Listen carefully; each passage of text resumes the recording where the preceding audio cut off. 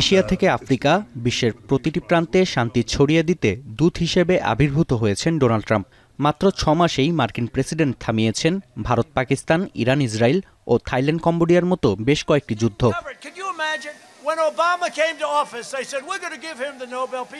ইতোমধ্যে যুদ্ধবিরতিতে সম্মত হয়েছে কঙ্গো ও রুয়ান্ডা। চুক্তি স্বাক্ষরের জন্য শিগগিরই হোয়াইট হাউস সফর করছেন দুই দেশের সরকার প্রধান।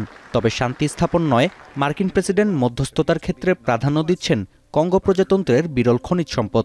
খোদ ট্রাম্পের বক্তব্যেই উঠে এসেছে এই তথ্য। They liked Trump. They wanted to make a trade deal with Trump. They wanted us to take their rare earth. They want to give us their rare earth. And I got to know the leader of the Congo. I got to know both of them indirectly. And I called them. I said, let's end the war. I don't want anything until you end the war. And বিবিসির প্রতিবেদন বলছে, দ্বিতীয় মেয়াদে populist পারফরমেন্সের সঙ্গে বাণিজ্যিক চুক্তি সম্পাদনকে গুরুত্ব দিচ্ছে ট্রাম্প প্রশাসন। ইতোমধ্যে যুদ্ধবিরতির বদলে ইউক্রেনের কাছ থেকে দেশটির খনিজের মালিকানা নিয়েছে যুক্তরাষ্ট্র। মার্কিন পররাষ্ট্র দপ্তরের তথ্য বলছে, কঙ্গোর কাছে $25 ট্রিলিয়ন খনিজের রিজার্ভ রয়েছে। গুরুত্বপূর্ণ খনিজের মধ্যে রয়েছে লিথিয়াম, কোবাল্ট, কপার, ম্যাঙ্গানিজ ও ট্যান্টালাম। মুঠোফোন থেকে শুরু করে কম্পিউটার, এমনকি সামরিক সরঞ্জাম তৈরিতে এই খনিজগুলো ব্যবহার করা হয়।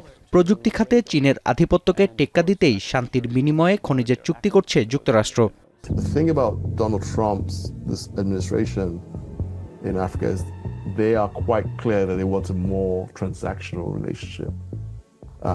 And that kind of transactional relationship, as you saw with the kind of Ukraine discussions, is, okay, we'll help you out here. What's in it for us? ইতোমধ্যে কঙ্গো সরকারের মুখপাত্র জানিয়েছেন, রুয়ান্ডার M23 বিদ্রোহী গোষ্ঠী থেকে নিরাপত্তার নিশ্চয়তা দেবে যুক্তরাষ্ট্র। বিপরীতে কঙ্গোর খনিজ সম্পদ উত্তোলন ও রপ্তানির সুযোগ পাবে মার্কিন প্রতিষ্ঠানগুলো।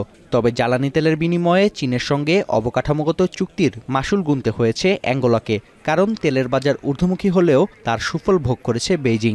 বিশ্লেষকরা বলছেন, এমন শান্তি স্থাপনের বিনিময়ে নিজেদের সার্বভৌমত্ব বিকিয়ে দিচ্ছে Congo. Is this really going to impact DRC in a positive way? Because once America comes in, once American companies come in to get what they were promised, right, the minerals of DRC, how is DRC going to look in the future, as well as the people that are living in it? এদিকে রুয়ান্ডার রাজধানীতে $multi-billion বিমানবন্দর নির্মাণ করছে কাতার।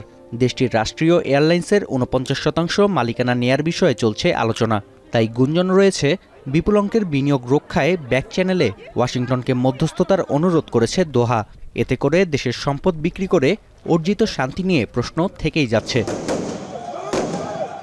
নাফি আরমান মনন, এখন বিশ্ব।